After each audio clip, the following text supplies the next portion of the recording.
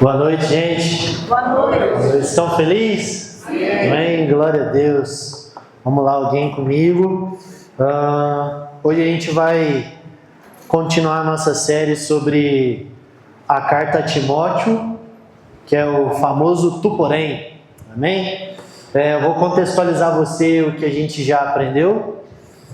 Basicamente a gente aprendeu que as cartas de Paulo escrito a Timóteo são cartas pastorais, são cartas de um pai espiritual para um filho espiritual, aonde ele instrui diversas coisas, mas Paulo intencionalmente ele usa uma expressão chamada tu porém, que basicamente ele quer trazer a ideia de que existe um padrão diferente para aqueles que creem em Cristo, beleza? Então ele fala, Timóteo, seguinte, existem várias condutas na vida, existem várias coisas que a gente faz no nosso dia a dia, mas que tu, porém, faz de uma maneira diferente, beleza? Todo mundo entendeu? E aí na primeira mensagem a gente refletiu um pouco sobre a nossa fé, que nós precisamos ter fé apesar da nossa falta de fé, beleza?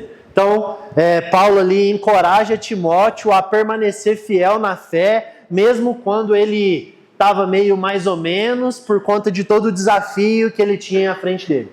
Beleza? E hoje a gente vai continuar nessa pegada, e aí eu queria que você abrisse comigo 2 Timóteo, capítulo 2, versículo 1. 2 Timóteo, capítulo 2, versículo 1.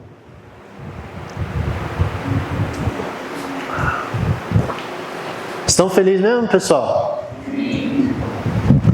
Acho que mais ou menos 1/3 da igreja faltou hoje. Acho que eu contei só de bater o olho umas 20 pessoas. Mas o Senhor quer fazer algo com quem está aqui, amém? Amém. Você está com fome, amém? Vamos lá. 2 Timóteo, capítulo 2, versículo 1, diz assim: Quanto a você, meu filho, fortifique-se na graça que há em Cristo Jesus. Vou repetir porque a gente vai ficar só nesse versículo. Quanto a você, meu filho, fortifique-se na graça que há em Cristo Jesus. Esse quanto a você, em algumas versões vai estar tu, porém. Beleza? Então, tu, porém, meu filho, fortifique-se na graça que há em Cristo Jesus. E eu queria trabalhar com vocês essa palavrinha que parece pequena ou boba ou passa desapercebido, que é quanto a você, meu filho. Quando ele faz essa afirmação de meu filho, ele está fazendo uma ideia gigantesca. Então, é como se vocês estivessem observando uma fala isolada do contexto. E agora eu quero colocar vocês dentro dessa história. Porque quando você vê, quanto a você, meu filho, parece apenas uma cordialidade. Mas eu preciso te inserir por trás do que significa essa palavra, meu filho. E aí, a primeira coisa que a gente aprende é que o evangelho não é uma mensagem individual. É uma fé compartilhada, repartida e familiar. Você percebe que Paulo está escrevendo uma carta não para um estranho, não para um amigo de crente dele, não para uma igreja no qual ele encontra aos domingos, mas ele está descrevendo a sua carta para um filho na fé. E aqui ele traz um fundamento muito importante, o fundamento da família espiritual. Então a gente aprende nessa breve expressão de Paulo que igreja não é uma coisa que você vai, mas é uma coisa que você vive. Igreja não é uma coisa que você olha para o lado, mas é uma coisa que você envolve com quem está do seu lado. Você percebe que ele podia falar assim, Timóteo, grande pregador, Timóteo, pastor da igreja de Éfeso, Timóteo, companheiro, sei lá, ele podia falar várias coisas, mas ele fez questão de mostrar a sua familiaridade. Timóteo, meu filho. Timóteo, aquele que eu ando junto, aquele que eu reparto a porção das Escrituras, aquele que eu divido as imposições sobrenaturais de Deus. Timóteo, aquele que eu tenho como íntimo meu. Então aqui mostra toda a proximidade de Paulo, o carinho dele e a transmissão de fé. Eu vou repetir, transmissão de fé. Então, eu preciso sim ser íntimo de você, assim como você precisa ser íntimo meu, assim como você precisa se envolver. Mas nós também precisamos entender que esse envolvimento é uma questão de transmissão. Transmitir uma verdade espiritual. Vocês estão me entendendo, gente? Amém? Eu sabia que tinha uma coisa estranha. Me falta um tangedor. Tem um tangedor aí disponível, por favor? Obrigado, Arthur.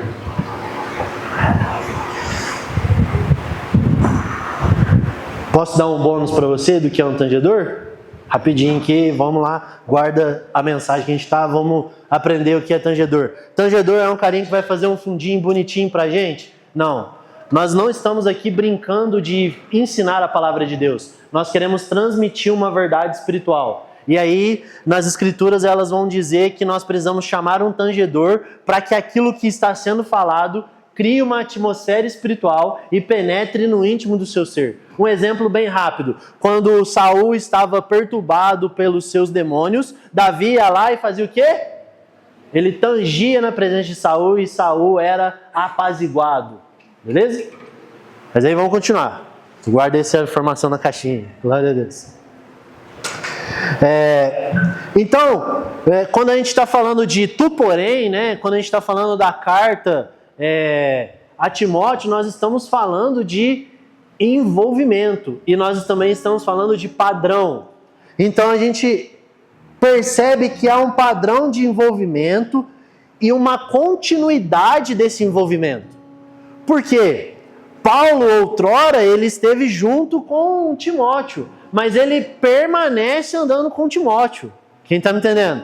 Ele conhece Timóteo, ele embarca Timóteo numa viagem missionária, ele vive coisas espirituais com Timóteo, ele divide coisas naturais, como, mano, você está passando mal? Toma um copinho de vinho. Cara, quando você vier me visitar, traz a minha capa e os meus livros. Então você percebe que há um compartilhamento do que é espiritual, mas do que é natural também. Só que isso vai se desenvolvendo e vai continuando. Porque agora Timóteo já está pastor de uma igreja e Paulo preso em Roma. Só que Paulo está falando, meu filho, estou sabendo o que está rolando aí. Se eu pudesse, eu ia ir. Quando você puder, venha para cá. Então você percebe uma continuidade. Também não é uma recepção. Como assim? A Evelyn chegou na igreja e falou, Evelyn, bem-vinda à nossa família espiritual. Como se isso fosse um jargão que fizesse a Evelyn se sentir amada. Não, família espiritual é uma coisa construída que permanece inabalável. Eu não recebo alguém para ela ser minha família. Eu vivo com ela para ela ser minha família. Vocês estão entendendo, gente? Só que existe dentro de nós uma ideia muito errada de lobo solitário. Nós fomos doutrinados pela cultura do mundo de que eu devo me virar sozinho, fazer sozinho, conquistar sozinho, e se as pessoas olharem, elas estão invejando, e se eu falar isso aqui, elas vão ter olho gordo sobre isso, e aí você consegue acreditar num ditado popular. Você já pensou na bizarrice? Você se diz cristão, daquele que crê no livro, mas no fim das contas você crê que alguém pode ter olho gordo e tirar suas coisas. Você prefere acreditar num ditado popular demoníaco do que nas Sagradas Escrituras. Então, o primeiro tu porém dessa noite é, tu porém não seja sozinho. Se o mundo diz que você tem que conquistar sozinho, que você tem que fazer sozinho, que você tem que cuidar dos seus, que você tem que fechar a porta, que você tem que viver solitário e tomar cuidado, porque todo mundo quer te destruir, tu, porém, não anda sozinho. Vamos lá, alguém que está me entendendo? Você cristão, você da seita do livro, você que se diz que se apegou a Cristo e quer segui-lo, tu, porém, não anda sozinho. Tu, porém, se envolve. Tu, porém, tem filhos espirituais. Tu, porém, tem pais espirituais. Tu, porém, envolve a vida. Tu, porém, senta na mesa. Isso é muito importante, porque eu queria abrir um texto com vocês, para vocês verem o quão ruim é andar sozinho. Vamos lá em Mateus 9,36.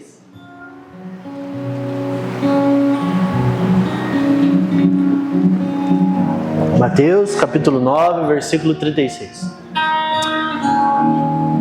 Ao ver as multidões, Jesus se compadeceu delas, porque estavam aflitas e exaustas, como ovelhas que não têm pastor. Meu Deus, presta atenção nessa afirmação do texto. Está dizendo assim que Jesus teve muita compaixão de geral. Por que Jesus estava com compaixão de todo mundo? Porque elas estavam exaustas e aflitas. Meu Deus, elas estavam com crise de ansiedade, elas estavam depressivas, elas estavam com crise do pânico. Quem está me entendendo? Elas estavam tentando correr e se esforçar para ver se conseguiam uma vida melhor. Então Jesus olha para elas e fala, elas estão exaustas e aflitas. Só que ele pega e faz uma definição.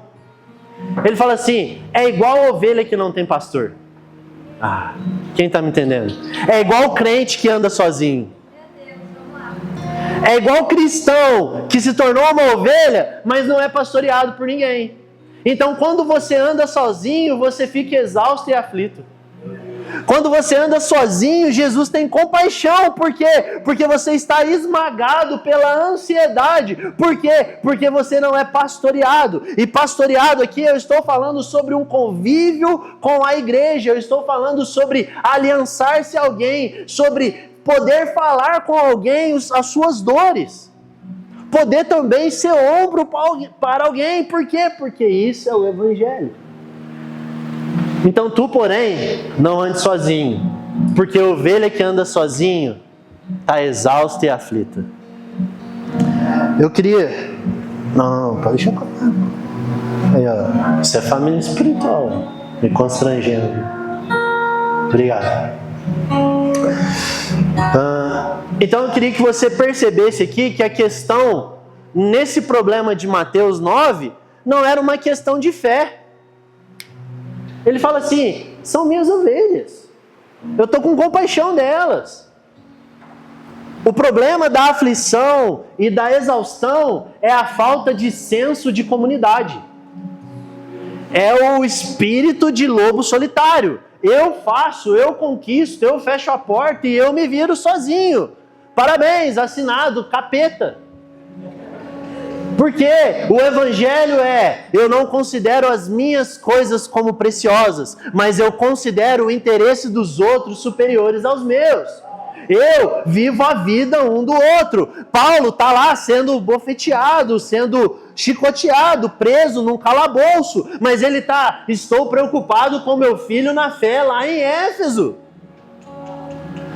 Não, eu não sei se vocês estão entendendo. Imagina você, numa situação em que você está preso, sendo açoitado, com a pena de morte escrita. Tipo, você vai morrer, mano, e você vai ser açoitado, e você tá passando fome e tudo mais, e aí você escreve uma carta para mim, que tô aqui na congregação, pregando, vivendo de boa, e você fala assim, olha, fiquei sabendo que você tem um problema no estômago aí, que você tá comendo e tá tendo queimação. Aqui, eu tenho uma boa dica para você, toma uma taça de vinho, porque isso vai melhorar o seu estômago. Meu Deus, isso é considerar que o meu problema é maior do que o dele. Só que quem está sendo mais judiado pela vida aqui? Eu com queimação ou ele sendo açoitado com a pena de morte escrita? Mas Paulo não considerou os problemas dele. Ele falou, Timóteo, faz isso aqui que vai ficar top. Vocês estão me entendendo, gente? Esses dias eu tive uma experiência um tanto quanto legal. Eu não me lembro se foi na segunda ou se foi na terça, mas eu fiquei muito doente assim, e a minha garganta fechou muito. Eu acho que foi na segunda-feira, fechou muito, e eu tava assim, caraca, minha voz não tava nem saindo. E aí uma pessoa da igreja veio e falou assim, mandou uma mensagem pra mim e falou assim, nossa, Lê, parecia que você tava triste hoje, você tá triste? Eu falei, não, mano, tô feliz. Só que eu não tô nem conseguindo falar. E a pessoa mandou uma mensagem, era por volta de umas 10 e pouco da noite. E aí eu falei, eu não tô nem conseguindo falar, porque a minha garganta fechou muito e tudo mais. Aí ele falou assim, cara, eu tenho um remédio aqui top. Você vai colocar 17 gotas de própolis numa água, você vai esquentar um pouquinho, vai fazer um gargarejo, você vai engolir essa água. E vai ficar muito bom, você vai fazer 3 vezes ao dia. Eu falei, ó, o Nilo falando comigo aqui. Mas aí, beleza. Eu falei, muito bom, meu amigo, vou fazer isso. Aí ele falou, então, eu tenho própolis aqui. Eu falei, show, amanhã, assim que eu acordar, eu te encontro. Ele falou, não, eu tô subindo aí na sua casa. Quem tá me entendendo? Eu tô subindo aí, velho. Eu vou deixar aí pra você. Eu falei, não, mano, mas são 10h30. Ele falou, não, Leandro, eu estou subindo aí. Você não precisa de um remédio amanhã, você precisa de um remédio agora. Vocês estão entendendo? Isso é a graça de Deus. Isso é família espiritual. Isso é meu filho, meu pai.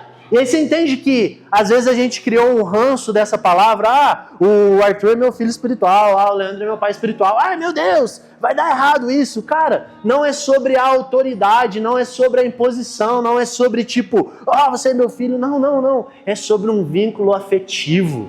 É sobre o misturar de vidas, é sobre cuidar um do outro. Então, não é muito sobre a nomenclatura, mas é sobre o coração envolvido na causa. Vocês estão aí, gente? Essa semana eu tive vários probleminhas de saúde, porque eu acho que Deus gostou. Vou dar uns probleminhas para você ter testemunho para contar lá. Aí, sei lá, acho que foi quarta ou quinta-feira, eu tava lá dormindo, relaxado. Quando vi, tive uma cãibra muito forte na panturrilha. E aí, beleza. Já tinha acontecido isso comigo outras vezes. Na hora dói, mas no outro dia, vida que segue. Só que dessa vez, no outro dia, começou a doer. E aí, no outro dia, começou a doer mais um pouco. E aí, no outro dia, eu não estava conseguindo pôr a perna no chão. Não, pôr a perna no chão eu conseguia, mas doía. E aí, eu falei, ué, caraca, mano. Tive uma cãibra na panturrilha e, sim, tá doendo muito. O que eu preciso fazer? Ela falou, olha, você vai fazer isso, isso e isso. Mas se não der certo, você vai vir aqui em casa. E se não der certo, eu vou ir te encontrar. E aí tudo que ela mandou fazer deu certo. E aí, só que aí o que aconteceu? Aí hoje de manhã eu tava de boa. Nem falei nada com ela. Ela me mandou mensagem e falou, e aí, tá melhor? Eu falei, tá melhor, tá 90% melhor. Ela falou, então esses 10% eu vou resolver hoje à noite. Vocês estão entendendo o que é envolvimento familiar? Posso dar mais exemplos para que isso aguce você entenda isso? A maioria das pessoas sabe aqui que o Cleverson e a Dai, eles ganharam um bebê. E aí, eles tiveram que voltar para o hospital para tomar banho de luz e tudo mais. Só que aí, o Cleverson ligou para mim e falou assim, cara, eu tô exausto. Quem tá me entendendo? Eu tô exausto, eu tô como uma ovelha sem pastor. Eu não consigo mais essa noite ficar sem fechar os meus olhos. Eu falei, cara, calma, porque você não é um lobo solitário. A minha esposa vai passar a noite com você. E aí ela foi, passou a noite e o Cleverson se renovou. Então ele não foi como uma ovelha exausta. Por quê? Porque ele procurou pastoreio. E aí no caso, acaba que eu sou o pastor. Então parece que eu estou pedindo para você me procurar. Não, esqueça que eu sou pastor e me olhe como uma ovelha normal. Fez sentido? Então eu só cuidei do meu irmão. Então, que isso, cara? Mas a Paty não vai dormir. Eu falei, uau, que oportunidade incrível dela viver o evangelho. Porque senão eu chego aqui e falo, vamos viver família espiritual. Mas na hora que as coisas apertam, eu falo, eu tenho os meus próprios interesses, eu tenho a minha casa, eu tenho o meu sono, eu tenho o meu dinheiro, eu tenho as minhas conquistas. Não. Eu parei tudo e considerei a dor dela superior à minha dor. E aí você vive essa troca. Vocês percebem que duas pessoas me serviram e a gente serviu uma outra e assim vai indo. E essa é a vida em comunidade. Só que você precisa se permitir e sair desse lugar sozinho.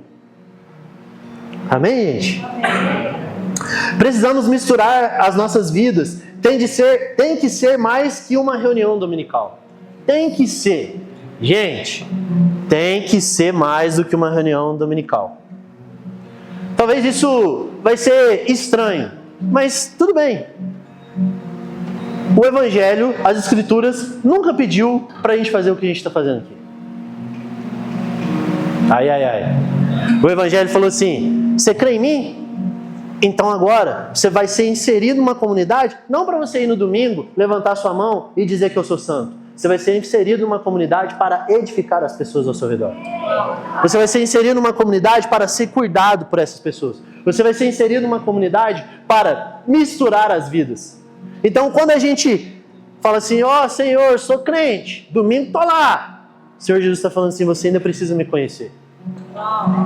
Porque domingo tô lá, domingo é a celebração da mistura de vida que aconteceu durante a semana. Então aqui eu estou celebrando o serviço da Evelyn para mim, o serviço do Dade para mim, o serviço que nós prestamos ao Cleverson e a Dai, nós estamos celebrando esse cuidado. Por exemplo, o Giovanni, ele não está aqui, ele está viajando, está lá para Curitiba, a Gessamine vai dormir na nossa casa. Por quê? Porque nós vamos servir ela. Vamos lá, alguém? E às vezes você fala assim, mas a Gessamine não me procurou. Ela também não me procurou. Eu que mandei mensagem e falei, Gê, vai dormir aqui em casa? Ô Gê, você quer ficar junto com a gente? A gente precisa sair do lugar de esperar a atividade e se tornar o ativo. Isso aí. É tipo assim, existe uma glória em servir o meu irmão. Dá licença. Ô Gê, você quer dormir aqui em casa? Eu não vou esperar outra pessoa oferecer, não. Eu quero essa glória. Só que aí a gente acabou resolvendo lá por volta de umas 15 para 6, não, umas 5h20 que ela ia dormir lá em casa. Aí de repente a Paty foi se mexeu assim, tava lá lavando as coisas. Falei, amor, mas você vai ligar a máquina de lavar agora? Aí ela falou assim, não, é porque a gente precisa lavar a coberta. Por quê? Porque eu não quero receber bem a Gessamine. Eu quero que ela se sinta honrada por estar aqui. É um dever nosso dar o melhor para ela. E não porque ela é nossa amiguinha, mas é porque ela é nossa irmã em Cristo. Eu estou recebendo ela como eu receberia Cristo. E Jesus eu ia lavar a coberta. Quem está me entendendo? Estão felizes, gente? Sim. Então o Evangelho é a participação no cotidiano uns dos outros. Falei para você que a expressão meu filho era gigantesca? Olha o tanto de pano de fundo histórico que existe na expressão meu filho. Então o Evangelho é uma participação no cotidiano uns dos outros. E aí quando Jesus vai ensinar a orar, os discípulos chegam e Jesus fala assim, ô Jesus, então, aqui, ensina a gente a orar. Aí Jesus fala, opa, pode deixar. Só que aí Jesus já vai dar no meio do lobo solitário. Ele não fala, Pai meu, pão meu, dívidas minhas, me livra, dá o meu crescimento, coisas minhas. Não.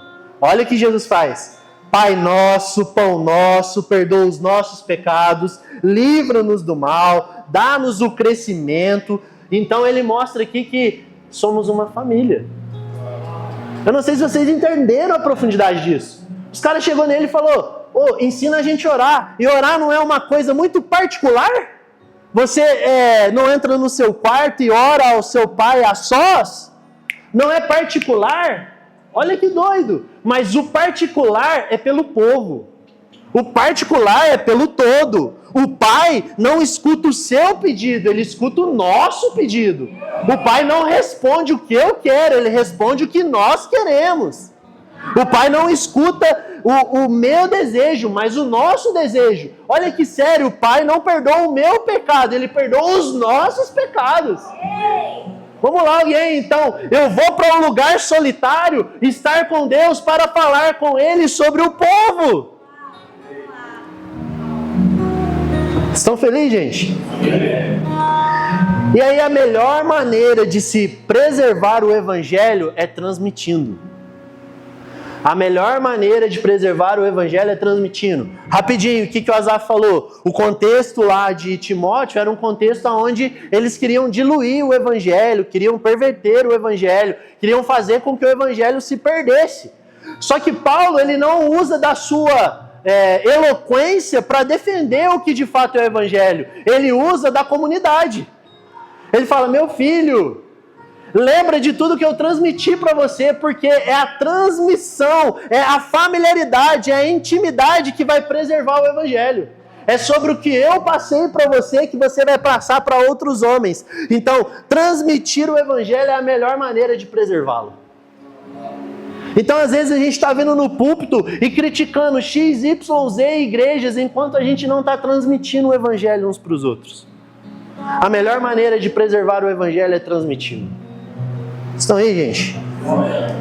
Olha que frase legal. Receber a fé é um privilégio. Transmitir é uma responsabilidade. Uau, é um privilégio enorme quando eu recebi o Evangelho. Agora se tornou uma responsabilidade incalculável transmiti-lo. E aí, tem uma expressão muito legal nessa carta que Paulo fala assim, sobre transmitir um bom depósito.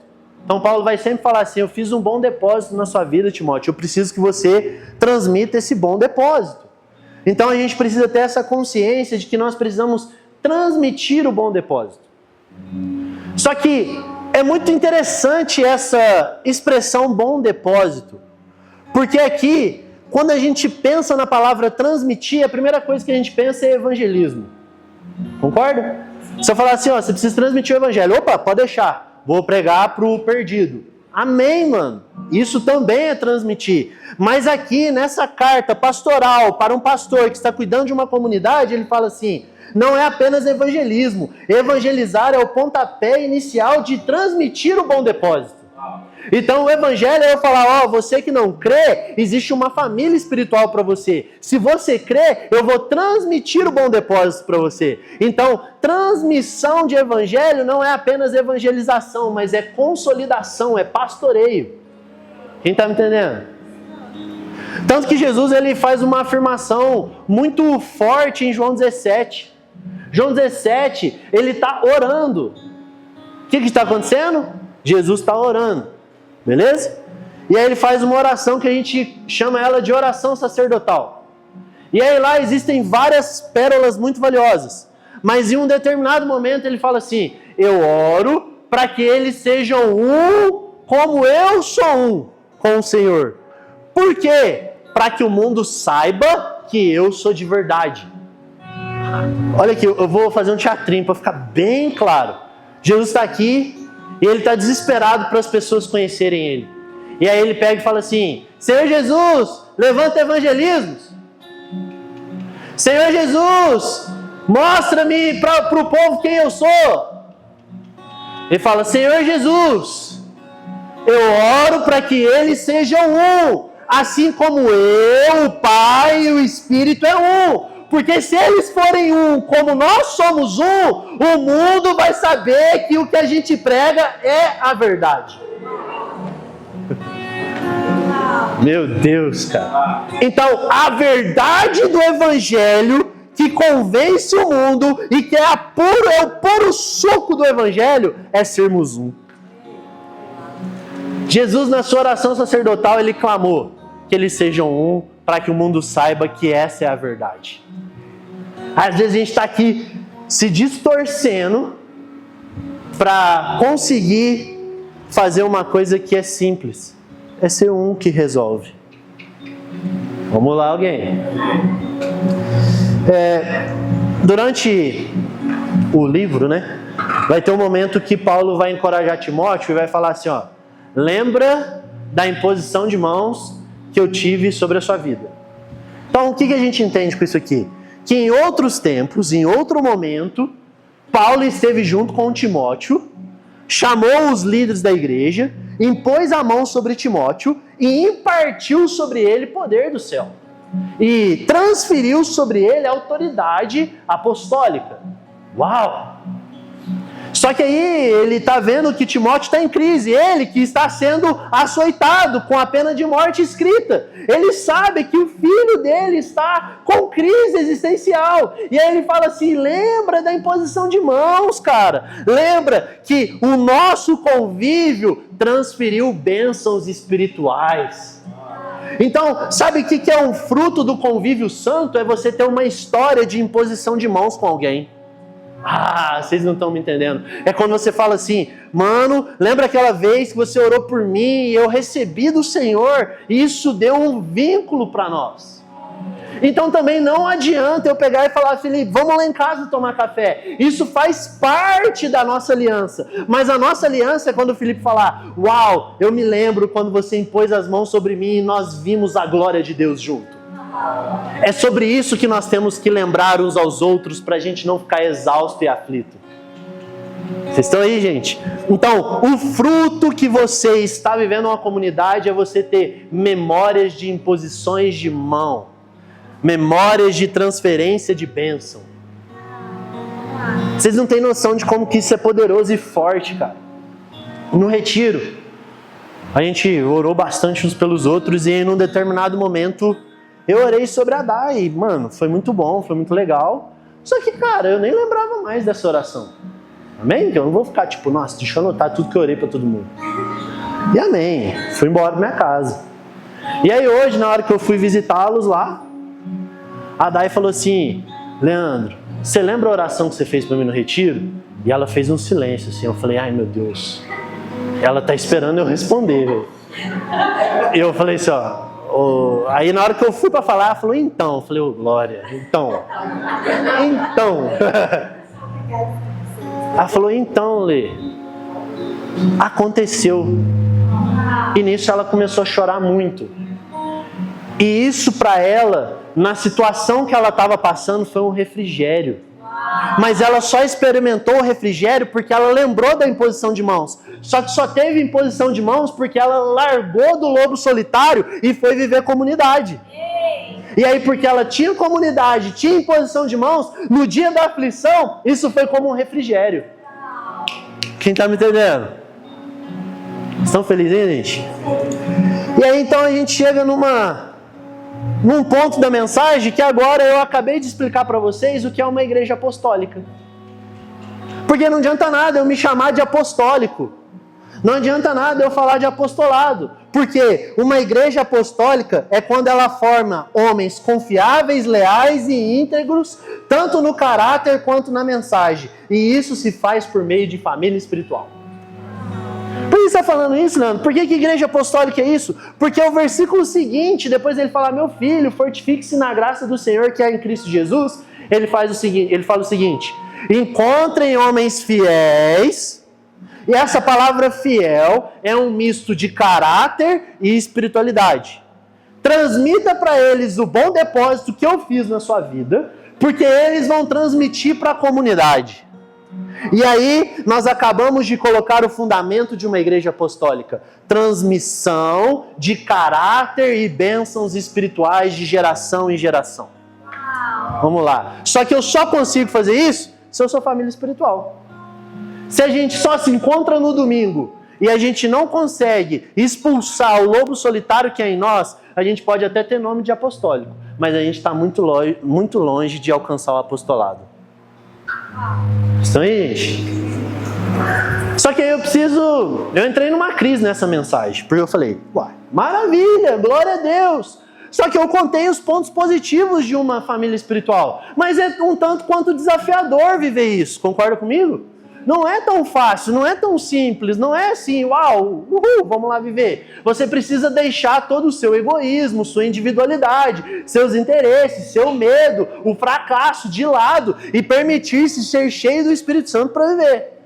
Só que aí então eu perguntei para Deus, quem tem poder e capacidade para fazer isso? Quem consegue, Senhor?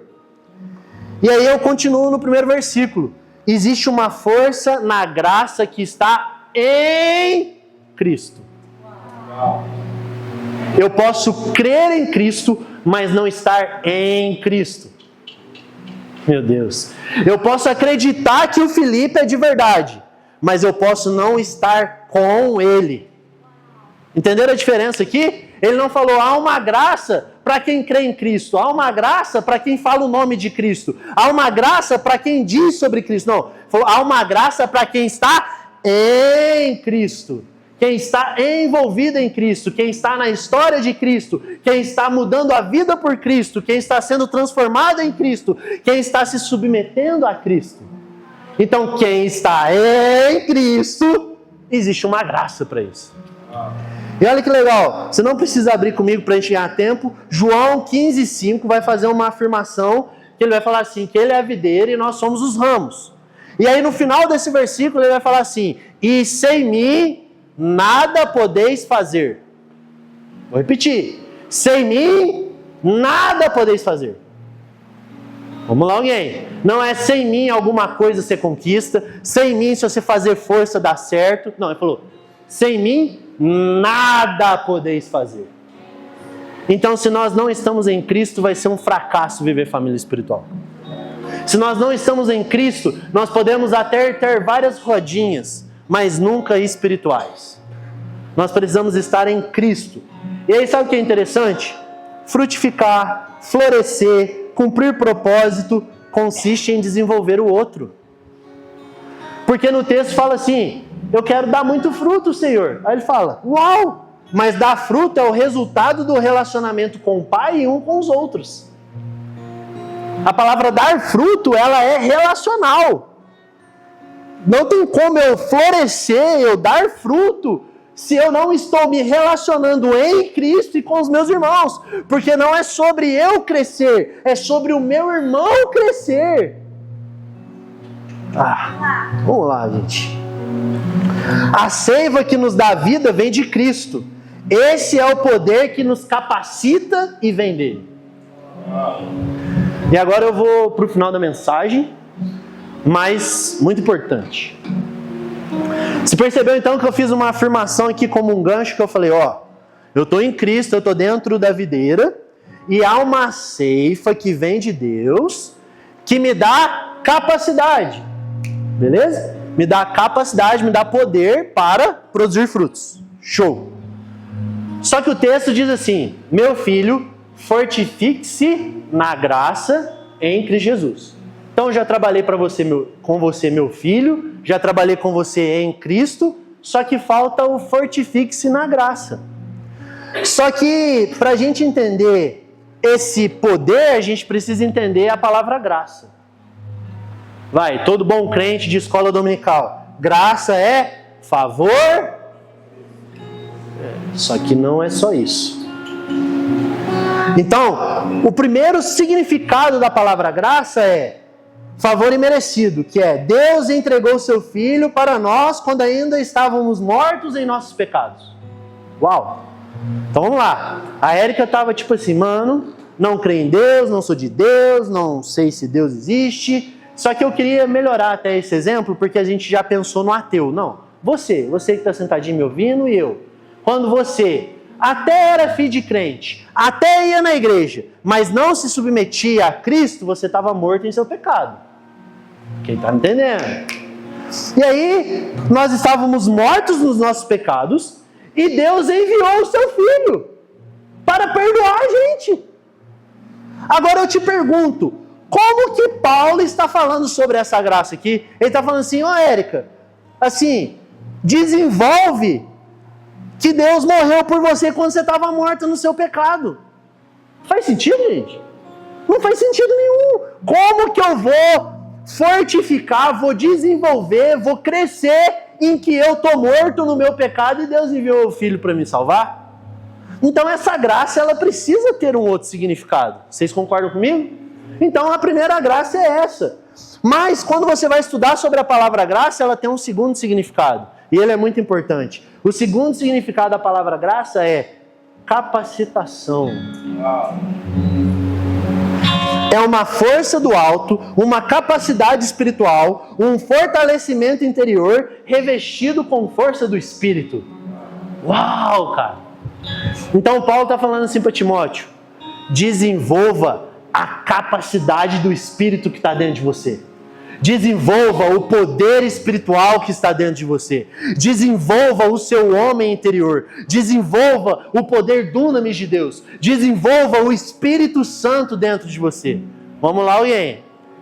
Então, como que eu faço família espiritual? Desenvolvendo o poder do alto que existe dentro de mim. Como que eu transmito a mensagem? Desenvolvendo o poder do alto que existe dentro de mim. Como que eu faço um bom depósito? Desenvolvendo o poder do alto que existe dentro de mim.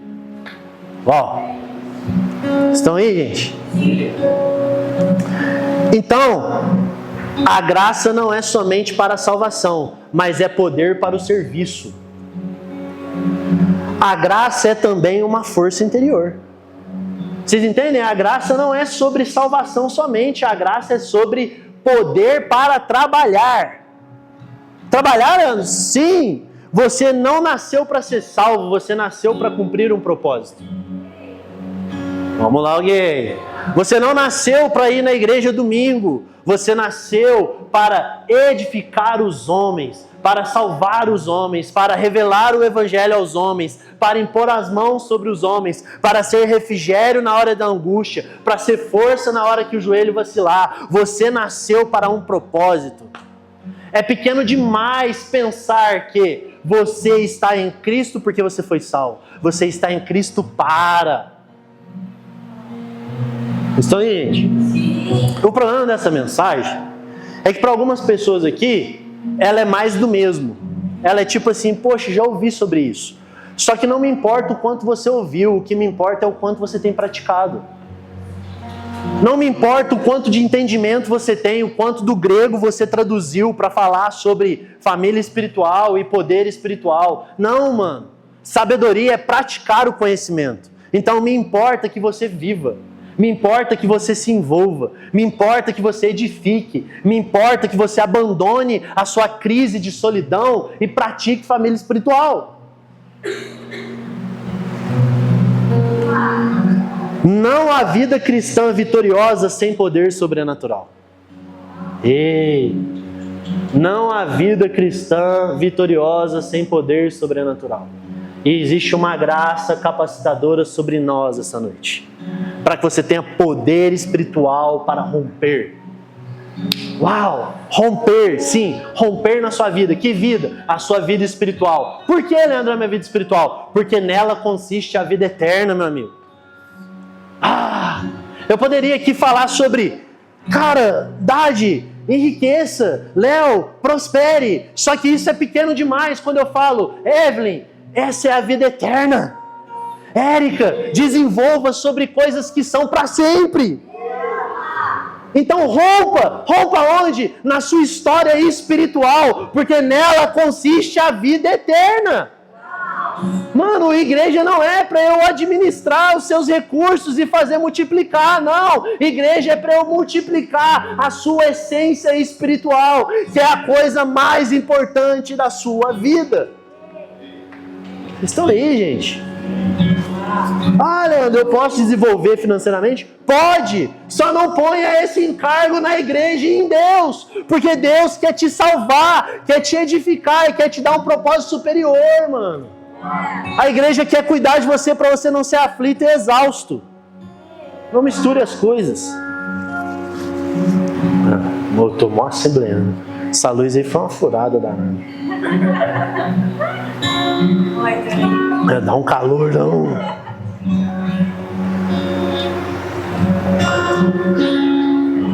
E aí, show. Vamos caminhar para o final. Legal. Como então que essa graça me toca? Porque eu estou com fome de ser tocado pela graça de Deus. Não a graça que me salvou, porque a que me salvou já me pôs aqui. Eu preciso da graça que me capacita a instruir a partir daqui. Então beleza, o que eu faço? Quando nós estamos falando de uma graça capacitadora, nós estamos falando do poder do Espírito Santo. E quando nós estamos falando do Espírito Santo, nós precisamos aumentar o nosso nível de relacionamento com o Espírito Santo. E quando eu estou falando de nível, existem 3 níveis do Espírito Santo nas Escrituras. O Espírito Santo sobre, o Espírito Santo dentro e o Espírito Santo ao redor. Meu Deus, cara. Às vezes a gente está andando com o Espírito Santo sobre. Tipo, é aquele que me protege do calor e do frio. É o que me guia, é o que faz o que eu quero aqui para que eu tenha uma vida boa. Não. Esse é só o Espírito Santo sobre. Isso faz parte de quem Deus é, mas isso não é o todo do Espírito. Uau! E aí existe o Espírito Santo dentro, que é o Espírito Santo que me convence do pecado, da justiça e do juízo. Que é o Espírito Santo dentro, que me convence de que eu estou sendo um lobo solitário. E ele grita para eu abandonar essa vida individualista. É o Espírito Santo dentro que convence e muda o meu caráter. Lembra que Paulo falou, acha homens fiéis. Não pega homem dom, não. Pega homem de caráter. Pega homem que vai falar e vai sustentar o que falou. Só que aí como que eu vou sustentar o que eu disse? Eu sou pecador, mas existe um Espírito Santo dentro, estampando o caráter de Cristo em mim. Então existe o Espírito Santo sobre, cara, cuidando de mim, com bolsão de misericórdia, cooperando para o meu bem. Existe um Espírito Santo dentro de mim, estampando o caráter de Deus dentro de mim. Mas existe o Espírito Santo ao meu redor. E é sobre ele que eu vim falar essa noite. Que é o Espírito Santo que é poder do alto. Que é o Espírito Santo que transforma os ambientes. Que é o Espírito Santo que traz a atmosfera de glória. Que é o Espírito Santo que te dá um destino. Que é o Espírito Santo que te dá uma razão. Que é o Espírito Santo que faz você impor as mãos e a pessoa ser tocada. Por quê? Porque tem coisas que só a glória vai resolver. E a glória só tem aqueles que têm o Espírito Santo ao redor. Então eu não vim esse domingo aqui para pregar uma boa palavrinha, para fazer um bom cultinho, para cumprir o horarinho. Não. Eu vim receber do Espírito ao redor, porque as pessoas estão aflitas e exaustas, e eu preciso carregar o Espírito ao meu redor. Vamos lá, Uien. Sabe, a gente precisa mudar de problema. Parece que o nosso problema é sempre: vem ser crente, vem ser crente, vem ser crente, Deus te ama, Deus te ama. Vamos mudar de problema e falar: o nosso problema é que as pessoas estão exaltas e aflitas, então receba poder de Deus. Enquanto a gente não mudar os nossos problemas, a gente nunca vai ter o Espírito ao nosso redor. Porque a gente está muito individualista. É o meu probleminha, é o meu pecadinho, é a minha constância, é o meu olhar para Jesus. Não, meu amigo, é tempo de evoluir. Cristo já te resgatou do império das trevas e Ele quer te dar um propósito. E Ele quer te dar poder para esse propósito. Sabe o que mudou a minha vida de um crente, filho de pastor, para alguém que quer transformar o mundo? Quando eu estive em ambientes que tinham homens que tinham espírito ao redor. Eu falava: não, mano, o que esse homem viu que eu não vi? Eu ficava inconformado, eu falava: não, por que ele ora e a pessoa sente Deus e eu não? Qual que é o meu problema? Até que um dia eu importunei o coração de Deus e Ele falou: hoje eu vou te dar o meu espírito ao seu redor. E aí eu nunca mais fui o mesmo. Aí esses problemas normais que devem ser tratados, e nós amamos tratar isso e está tudo bem, mas eles evoluíram, porque agora eu tenho o Espírito ao redor, é algo além, eu estou pensando para cima, para frente. Nós temos uma promessa sobre o sul de Minas, nós temos 2 cidades, 3 cidades para tocar, nós temos compromisso em salvar pessoas, tem entes queridos nossos que não conhecem a Cristo. Então, meu amigo, eu não quero voltar domingo aqui e falar: Felipe, tem como você ser amiguinho do Eric? Léo, tem como você não faltar na igreja? Eivlo, tem como você levantar a mão? Arthur, tem como você parar de amar o dinheiro? Não, chega disso. Eu quero chegar domingo aqui e falar: uau, você gastou todo o Espírito ao redor? Tome mais uma porção agora. Porque essa semana você tem mais um compromisso profético. Você tem mais alguém para encontrar. Você tem mais alguém para transformar. Então toma aqui mais poder do alto. Vocês estão entendendo, gente? Por isso a gente ficar nesse rodando, a gente vai se encher de promessas de Deus que nunca se cumprem. Porque vocês vão compor. Cadê a música? Não veio, Leandro, porque está faltando espírito ao seu redor. Você está lá tipo: peco ou não peco? Lê a Bíblia ou não leio? Vou na igreja ou não vou? Não, mano, você tem uma palavra profética de composição. Pega o espírito ao redor. Vocês estão aí, gente? Sim.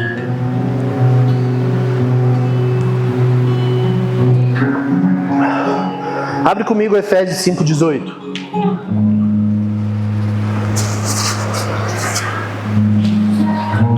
Obrigado. Eu não tô bravo, eu tô feliz, tá? Prometo que eu tô muito feliz. Eu só quero que a gente voe. E não se embriaguem com vinho, pois isso leva à devassidão. Mas deixem-se encher do Espírito. Olha o que Paulo está escrevendo para a igreja que Timóteo está pastoreando. Fala: turma, para de picuinha, para de ficar pensando nas coisas dessa terra, se enchendo disso, e pensa nisso, e vive disso, e olha para isso. Ele fala: deixem-se encher pelo Espírito de Deus. Só que olha que legal, ele podia falar assim: Sejam cheios do Espírito Santo. Timóteo vai ir, vai impor as mãos sobre vocês e vai ter Espírito ao redor, em cima, embaixo, para todo lado. Ele fala, deixem-se. Isso aqui, aí ficou muito sério o negócio. Deixem-se. Você pode ir embora aqui e não deixar. Você pode ir embora aqui emocionado e não deixar. Você pode vir na frente aqui e orar por você e você não deixar.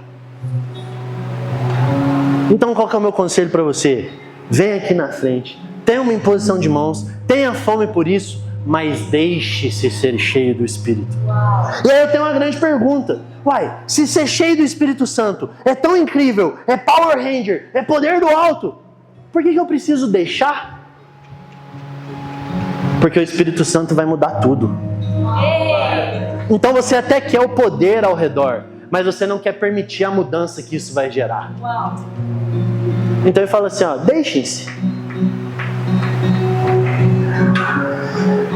E aí eu quero dizer, tu porém, não se embriague com o mundo. Tu porém, não anda sozinho, e tu porém, não se embriaga do mundo. Muito pelo contrário, você é cheio do Espírito Santo. Se você deixar. E aí, isso é tão doido, porque vamos supor aqui que a Evelyn, ela foi cheia com o Espírito Santo ontem. Ontem ela estava lá adorando a Deus, caiu sozinha igual a Paty. Ficou cheia de Espírito Santo sozinha. Só povo nível hard que faz isso. Mas aí ela ficou cheia ontem. E aí hoje ela já prosperou a vontade de Deus no propósito dela. Aí agora eu vou falar, Evelyn, deixe-se ser cheio do Espírito. Aí você vai falar assim, amém, cara. Vamos ver quem vai aqui na frente, porque eu vou orar, porque eu sou cheio do Espírito Santo. Porque ontem o Espírito Santo esteve na minha casa.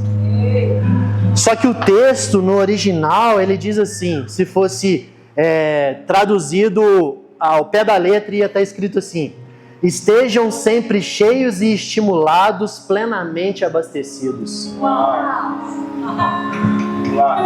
Meu Deus, então o convite de Paulo aqui é para você estar sempre cheio, é para você estar estimulando isso constantemente, é para você estar plenamente abastecido. Então, se você encheu o tanque ontem do seu carro, mas você rodou até aqui na igreja e desceu 3 litros de gasolina, você já pode ser cheio de novo, porque já foi 3 litros. Só que às vezes a gente está andando com o carro no meio tanque falando assim, não, porque eu já tive em muitas conferências, muitos grandes homens de Deus imporam a mão sobre mim, mas você continua pecando e com a vida solitária. Para, meu amigo, porque o seu tanque está vazio. E aí Paulo faz um alarde, ele fala assim, não apagueis o Espírito. E aí por isso que eu preciso deixar. Eu vou contar uma coisa boa, mas ruim ao mesmo tempo.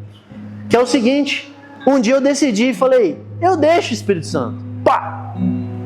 Aí eu faço de tudo assim, eu só tô dando um exemplo pequeno, tá? Porque é N coisas. Mas aí, cara, não falta na igreja de jeito nenhum. Aí você fala, é o pastor, né? Não, é porque eu deixei o Espírito entrar.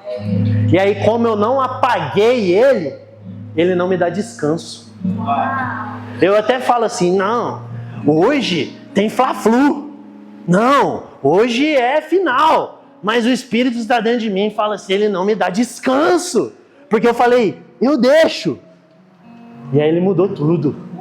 E aí ele não dá descanso. E aí ele está ao redor, ele está sobre, ele está embaixo, ele está do lado, ele está dentro. Ele está tomando conta.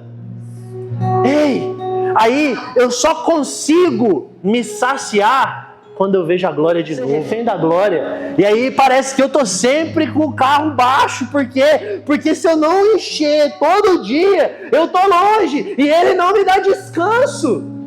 Ele fala, seja cheio, e de novo, e de novo, e de novo. Por quê? Porque eu tenho um grande propósito. Porque, vamos voltar lá no texto dos caras tá exausto. Ele falou assim, grande é a multidão. E eles estão exaustos porque não tem pastor, não tem gente cheia do Espírito ao redor para cuidar dessa gente. Aí ele fala assim, vamos rogar ao Senhor da Seara. Até quando nós vamos ser uma igreja que tipo assim, Senhor, ajuda a gente no Campo Branco. Enquanto Deus está tipo assim, vai você, cara. Só que para isso você precisa deixar o Espírito dominar. Ei, e essa palavra cheio, quando você vai lá na sua Bíblia, lá, só vou dar uma estudada aqui, você vê lá o original da palavra cheio lá em Efésios. Aí ela vai ter um códigozinho lá, tipo G5815, é só um exemplo. Aí você vai e pesquisa lá na sua Bíblia, põe lá G5815, que ele vai mostrar todas as vezes que essa mesma palavra em grego se apresenta no Novo Testamento. Aí sabe o que é louco? Ela aparece um par de vezes. Só que ela me traz outro significado. Que aí você vai e não está escrito cheio. Ah, meu Deus, eu preciso que vocês entendam isso. Está escrito assim, cumpriu-se. Vamos lá. Ser cheio é cumprir a jornada. Meu Deus, a mesma palavra para cheio do Espírito Santo aparece quando Jesus salvava alguém, e aí o escritor escrevia assim, e cumpriu-se as Escrituras. Ser cheio do Espírito Santo é cumprir as Escrituras.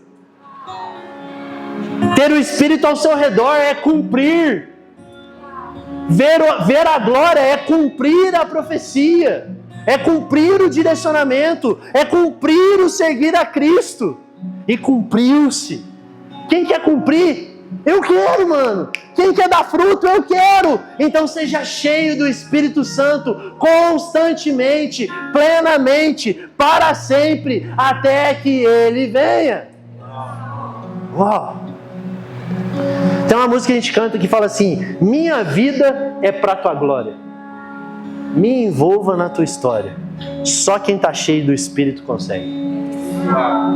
Uau! Será que você pode olhar para dentro de você agora e falar assim: Senhor, a minha vida é para a tua glória. Eu quero ser envolvido na tua história, Senhor. Eu quero ser cheio do Espírito, plenamente cheio. Eu quero o Espírito ao redor.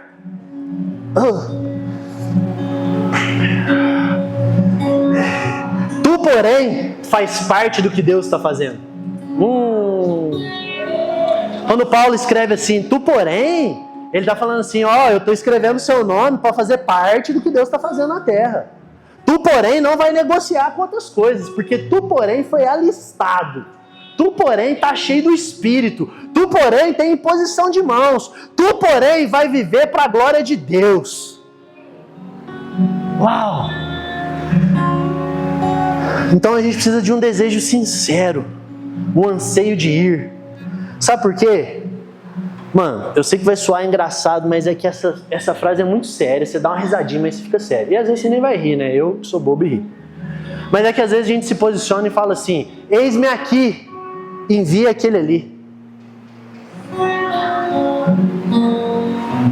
Quantas vezes já teve apelo e você falou, eis-me aqui, mas na hora de ir, você falou, aquele ali vai. O pastor vai, o ministro de adoração vai, o ancião vai, o presbítero vai. Não. É eis-me aqui, envia-me a mim.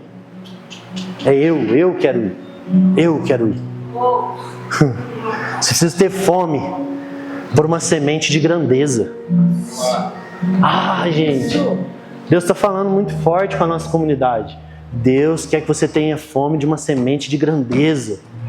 Que é isso, Leandro? Coisas grandes em Deus, coisas sobrenaturais em Deus, um romper de um foco de avivamento em Deus, uma transformação em massa em Deus. Você precisa começar a pensar grande, cara. Você precisa pensar em coisas incríveis que Deus pode fazer na sua comunidade, na sua família, na sua igreja, nas pessoas, cara.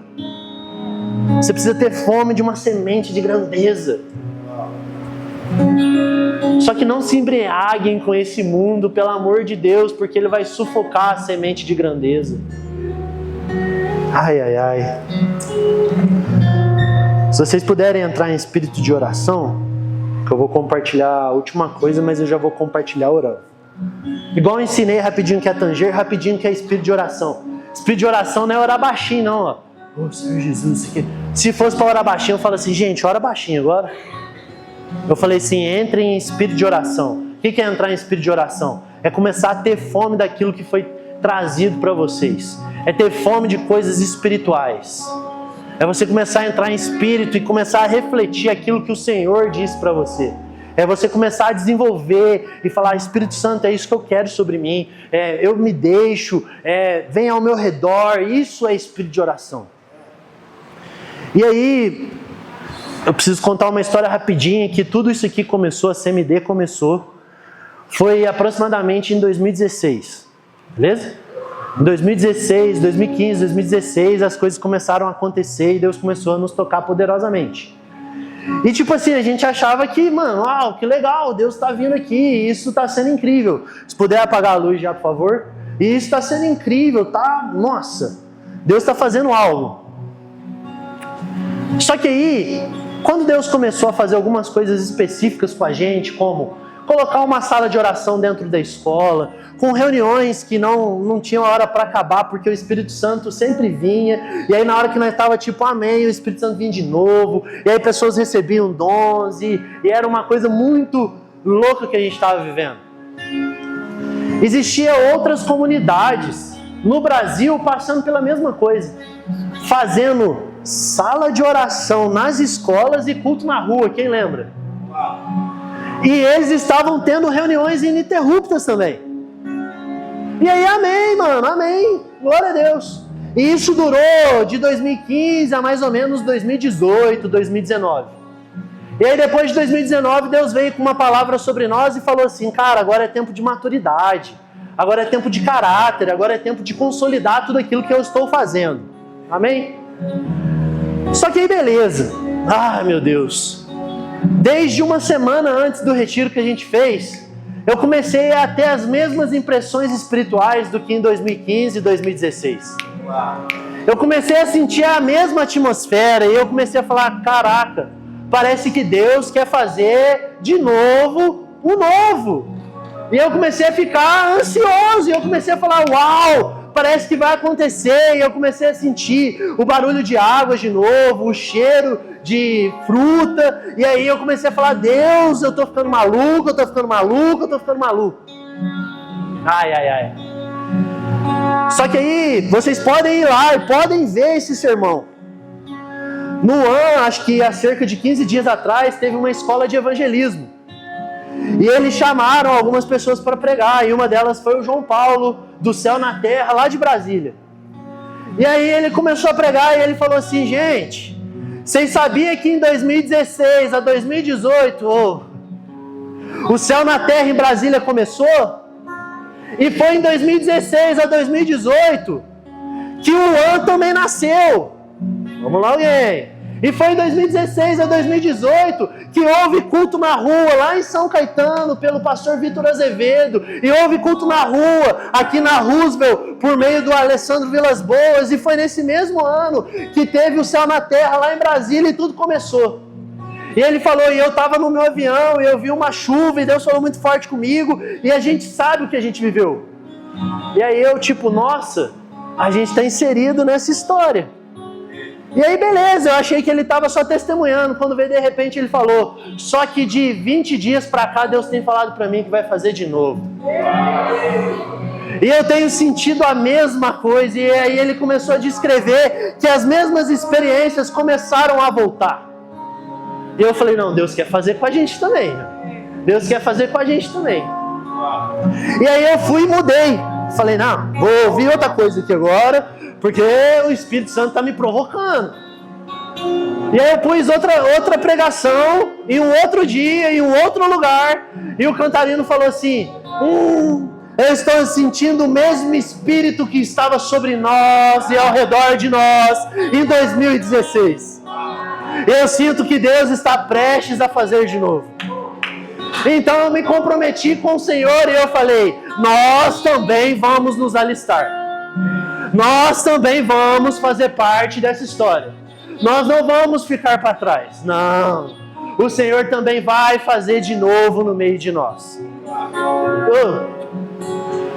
Então, para isso que eu estou pregando, cara, família espiritual. Por isso que eu estou pregando, seja cheio do Espírito Santo. Por quê? Porque esse é o fundamento. Amar uns aos outros e amar Deus de todo o coração. Se você fizer isso, nós vamos viver de novo. E meus amigos, vocês precisam estar perceptível ao mundo espiritual. Estão acontecendo movimentos. Esses movimentos são a vontade de Deus para algo muito maior do que eu penso ou imagino, ou de que eu possa ser responsável.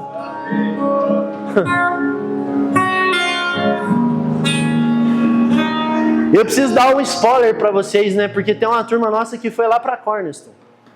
E a gente, obviamente, não saiu espalhando, a gente recebeu uma profecia, vamos cantar para Deus e o mundo, não. A gente precisa ser fiel a ela. Só que aí os caras sentou na roda lá e começaram a orar. E um cara que nunca viu a gente, nunca veio na igreja, nunca nem sabe quem a gente é, levantou e falou assim: nossa, quando eu olho para a sua comunidade eu vejo o sul de Minas. Só que aí sabe o que ele falou? Vocês precisam parar de olhar para dentro e começar a olhar para fora. E aí eu estou trazendo a mensagem: você precisa parar com seus probleminhas e buscar o Espírito ao redor.